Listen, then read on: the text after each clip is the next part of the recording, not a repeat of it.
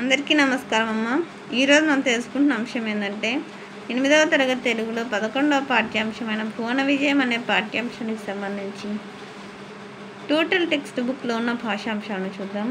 ఇంకా మన channel subscribe చేసుకునే వాళ్ళు ఎవరంటే దయచేసి సబ్స్క్రైబ్ చేసుకొని లైక్ చేసి షేర్ చేసి మీ ఫ్రెండ్స్కు రిలేటివ్స్ అందరికీ సబ్స్క్రైబ్ చేసుకోమని చెప్పండి. నా ఛానల్ని సబ్స్క్రైబ్ చేసుకొని ప్రత్యక్షంగా పరోక్షంగా సపోర్ట్ చేస్తున్న వాళ్ళందరికీ పేరు పేరున ప్రత్యేకమైన హృదయపూర్వక ధన్యవాదములమ్మ. ఇంకా ఆలస్యం చేయకుండా వీడియోలోకి వెళ్ళిపోదాం. వేటూరి ప్రభాకర్ శాస్త్రి గారి గురించి, సివి సుబ్బన్న గారి గురించి కవి పరిచయాలు. అవగాహన ప్రతిస్పందనకి సంబంధించి ఇక్కడ చూడండి అమ్మ. అవతారనామం సాధించిన కార్యం. మస్తావతారంలో ఏం చేస్తున్నాడు? సోముకుని చంపినాడు. కుర్మావతారంలో మందరగిరి మోయడం. వరాహ అవతారంలో హిరణ్యాక్షుని చంపడం. నరసింహ అవతారంలో హిరణ్యకశిపుని చంపడం. వామన అవతారంలో బలిని పాతాళానికి తొక్కడం. పరశురామ అవతారంలో రాజుల దర్పం అణచడం. కృష్ణావతారంలో దుష్ట సంహారం.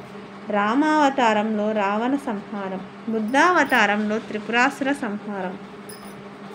నెక్స్ట్ కల్కి అవతారంలో నీతివంతులను కూల్చడం, నీతిహీనులను కూల్చడం.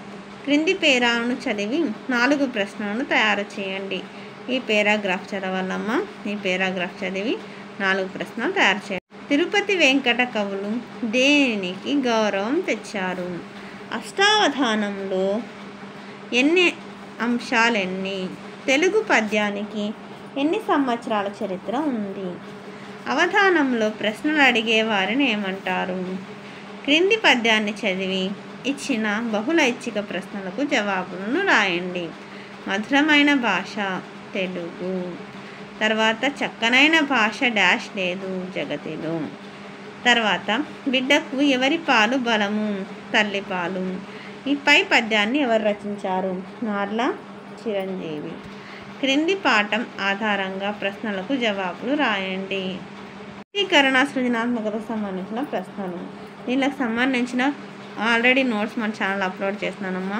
ఎవరైనా చూడని వాళ్ళంటే దయచేసి సబ్స్క్రైబ్ చేసుకుంటే మీకు ఆ వీడియోస్ అన్నీ వస్తాయి. దయచేసి సబ్స్క్రైబ్ చేసుకొని లైక్ చేసి షేర్ చేసి మీ ఫ్రెండ్స్కు రిలేటివ్స్ అందరికీ సబ్స్క్రైబ్ చేసుకోమని చెప్పండి. నా ఛానల్ని సబ్స్క్రైబ్ చేసుకోండి.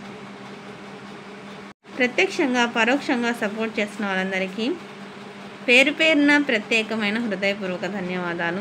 ఇంకా ఆలస్యం చేయకుండా వీడియోలోకి వెళ్ళిపోదాం. భాషాంశాలకి. భాషాంశాలు పదజాలంలో క్రింది వాక్యాలలో గీత గీసిన పదాలకు అర్థాలను రాసి వాటితో సొంత వాక్యాలను రాయండి. తృష్ణ అంటే కోరిక. కోరిక తీరాలంటే కృషి చేయాలి. దీవెనలు అంటే ఆశీస్సులు. పెద్దల ఆశీస్సులు తీసుకోవాలి. అభిలాష అంటే కోరిక. మన కోరికలు కళల రూపంలో వస్తాయి. వల్లభుడు అంటే రాజు. ధర్మబద్ధతతో జీవించాలి. క్రింది పదాలు చదివి వాటికి సరిపోయే నానార్థాలను జతపరచండి. భాష అంటే ఒట్టు ప్రమాణం భాష. చీరు అంటే పిడుచు గోరు చీర్చు. రసము అంటే జలము రుచి పసరు. లెస్స అంటే యోగ్యం శ్రేష్టం క్షేమం. క్రింది వాక్యాలను చదివి పర్యాయ పదాలను గుర్తించి రాయండి. తోక వాలం లాంగులం. చూపు దృష్టి ఆలోకనం. శంకరి పార్వతి జగన్మోహిని. కూర్మం కమటం తాబేలు. శౌరి మురారి గోపాలకుడు. క్రింది ప్రకృతి వికృతులను గుర్తించండి.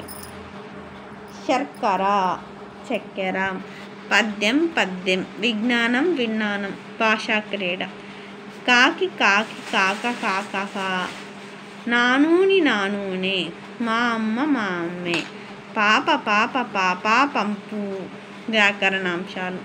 గొప్పవాడు కదా గొప్పవాడు ప్లస్ కదా. కొలువు చేసిరి కొలువు ప్లస్ చేసి. వాడు డక్కరి వాడు ప్లస్ టక్కరి. గసడదవా దేశ సంధి పదాలను కలిపి రాయండి. కూర ప్లస్ కాయ కూరగాయలు. కాలు ప్లస్ చేయి కాలు చేతులు. తల్లి ప్లస్ తండ్రి తల్లిదండ్రులు. క్రింది పదాలకు విగ్రహ వాక్యాలు రాసి సమాసాల పేర్లు రాయండి. రెండు దిక్కులు రెండైన దిక్కులు ద్విగు సమాసం. అసాధ్యము సాధ్యం కానిది తత్పురుష సమాసం. పని పాటలు పనియును పాటను ద్వంద్వ సమాసం. చెంపకమాలకు సంబంధించిన గణ విభజన.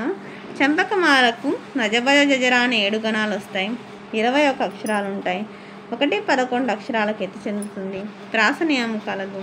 దీనికి సంబంధించి అతి సులభమైన పద్ధతిలో అరటిపండు వలిచి నోట్లో పెట్టిన విధంగా నేను గణ విభజనను, భాషాంశాలను, తర్వాత లఘు గురువులను గుర్తించేది చాలా సులభంగా మా ఛానల్లో వీడియోస్ అప్లోడ్ చేస్తున్నానమ్మా.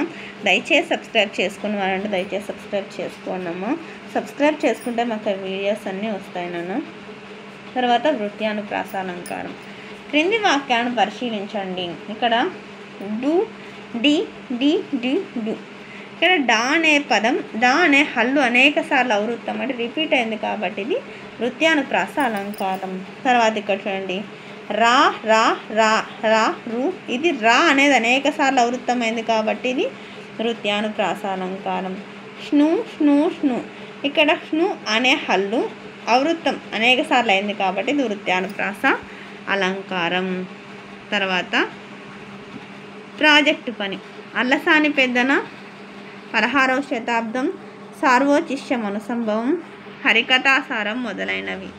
నంది తిమ్మన 16వ శతాబ్దం, పారిజాతాపహరణం, వాణీ విలాసం మొదలైనవి. పాఠ్యాంతర పద్యంలో నేను నేర్చుకున్న అంశాలు, నాకు నచ్చిన అంశాలు. ఆడిన మాట తప్పిన వాడిని తన కొడుకు కాదని గాడిదతో ఏడ్చిందని చెప్పి పద్యం నాకు బాగా నచ్చింది. అంటే ఆడిన మాట తప్పిన వాడెవరు? గాడిద కొడుకు. అంటే ఆ గాడిద అంటే ఆ మాట తప్పిన వాడు నా కొడుకు అని గాడిద ఏడ్చింది అనేది నాకు బాగా నచ్చింది. నేను గ్రహించిన విషయం, సమస్యలు దత్తపదులు పూరించిన విధానం బాగుంది. శ్రీకృష్ణదేవరాయల వారి భువన విజయం గురించి, అష్టదిగ్గజాల గురించి గ్రహించాను. సృజనాత్మకత రచన. కరపత్రం తయారు చేయుట. భాషాంశాలు.